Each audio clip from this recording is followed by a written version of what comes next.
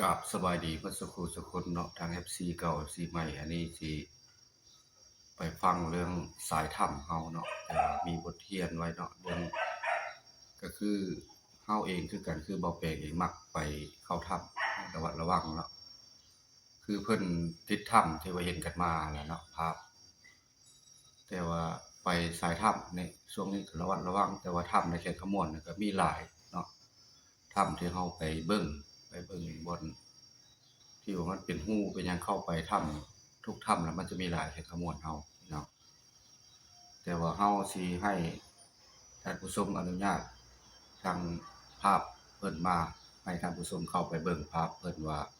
เพิ่นติดถ้ำเพิ่นสัมภาษณ์ว่าสิเป็นจังไดเนาะเพิ่นผู้ติดถ้ำทางพุ่นล่ะเนาะทางแปลง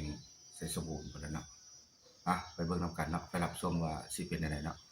เข้าไปแล้วมันมีประมาณ20ไปเม็ดน่ะมันเป็นวันลึกกว่าหมู่อยู่หั่นเนาะมันนำฮู้เข้าไปเด้แล้วเตรียมแล้วก็กลับออกมานะเนาะ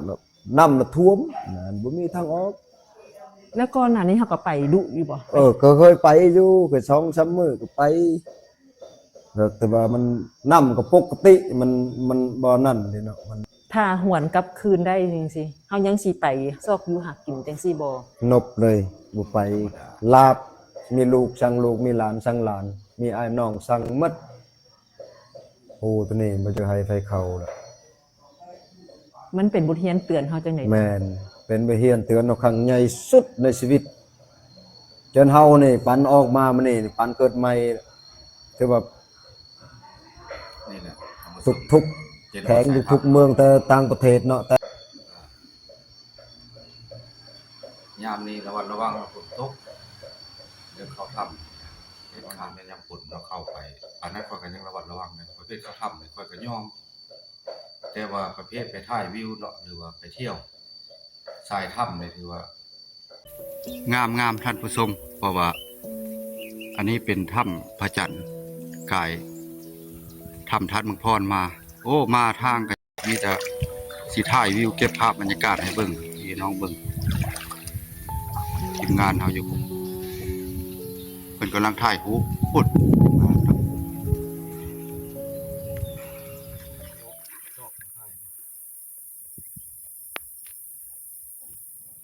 ตอนนี้กำลังเดินทางไป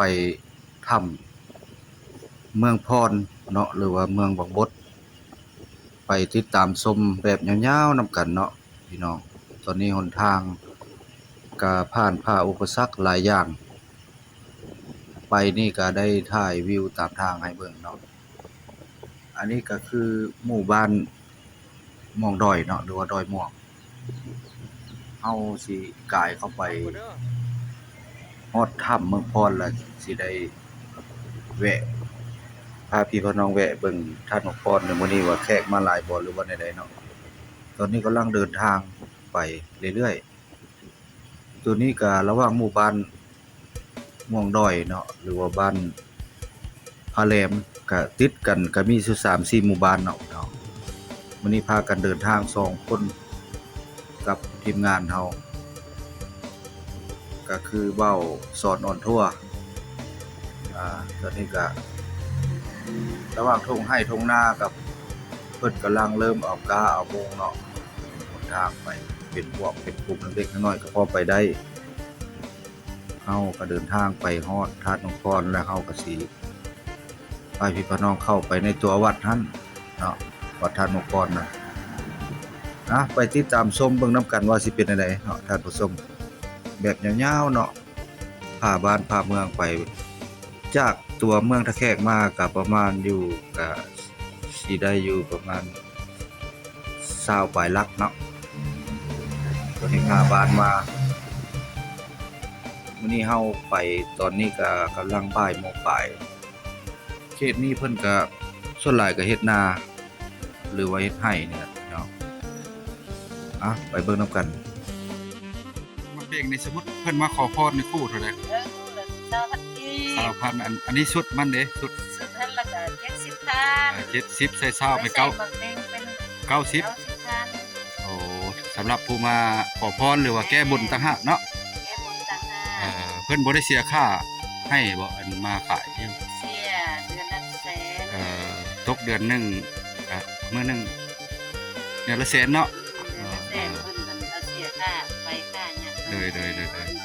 ดีแล้วขายทุกมื้อบ่ ได้ทุก วันอาทิตย์ก็ขายเนาะ เสาร์ก็ขาย จักห้านเนี่ยรวมมัน1 2 3 4 5 5 ห้านเนาะท่านผู้ชมเนาะท่านผู้ชมไปก็มาช่วยเนาะมาช่วยหานเจใหญ่ใจดีเฮาซื้อเพิ่นนี่ได้เนาะเพจเพิ่น แม่กอนยังรู้แม่กลนางอยู่วงเนาะ ซอยมันทุกคนนั่นแหละท่านผู้ชมเนาะหานนั่นก็แม่นขาประจำเนาะอันนั้นก็ FC นี่ทางหน้าเข้ามาแล้วก็แล้วแต่ลูกค้าใครจะสนับสนุนหานใดก็แล้วแต่เนาะบริเวณเดินจะสวยงามเนาะ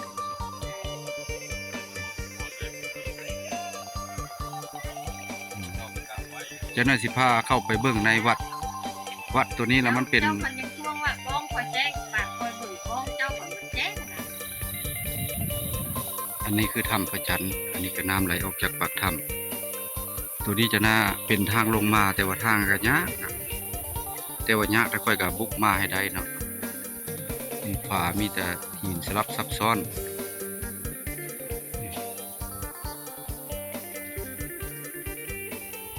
ทีมงานเราเข้าไปเลยมาสอนมาเข้าไปถึงแต่ว่าอยู่ถึงแล้วมีถ้ำพระตัวนี้ก็มีหู2-3หูเนาะแต่ว่าเห็นน้ำลายแล้วถ้าค่อยสิบ่ได้เข้าสิบ่ได้ขึ้นเนาะมีแหละน้ำเทิงนี่ก็มีถ้ำนี่เทิงนี่ขึ้นได้เลยเจ้าขึ้นจะเทื่อละอ๋อก็มีแหละเนาะถ้ำเทิงถ้ำพระจันทร์อยู่ถ้ำพระนี่เจ้าขึ้นจะเทื่อแล้วทั้งถ้ำเทิงฮะ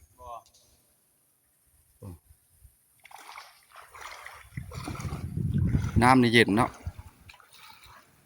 ฮะอยากขึ้นก็ขึ้นแต่ว่าบ่อยากขึ้นก็อยู่ลุ่มก็ได้มันเย็นอยู่ตัวนี้สิบ่ขึ้นแล้วมันมืดนี่ตัวเทิงนี่มืดนะตัวนี้นี่มีแล้วเข้าไปแล้วมีมีแหละเข้าไปอยู่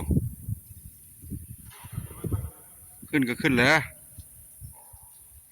ทีมงานว่าขึ้นก็ขึ้นมาส่วนขึ้นเทิงพวกตัวนี้สิบ่กล้าเข้าแล้วยานน้ำหลายหูนี่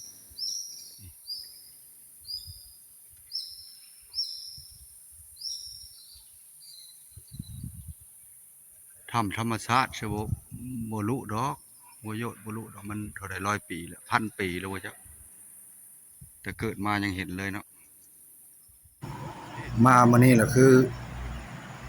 ถ้ำเมืองพร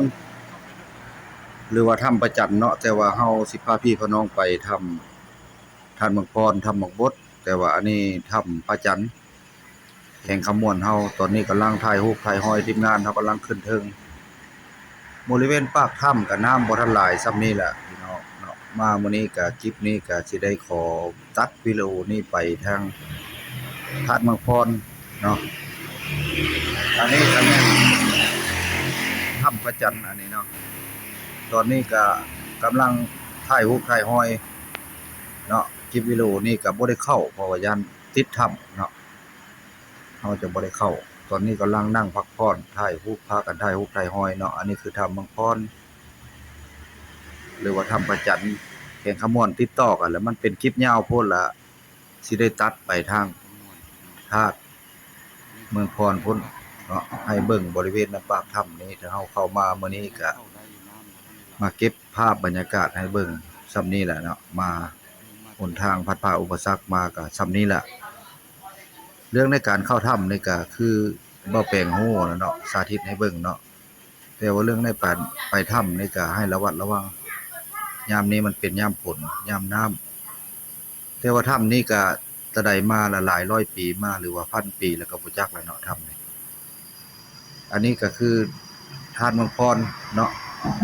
สิต่อใส่คลิปที่2เด้อท่านผู้ชมเนาะมันยาวโพดเนาะต่อให้ฉาก2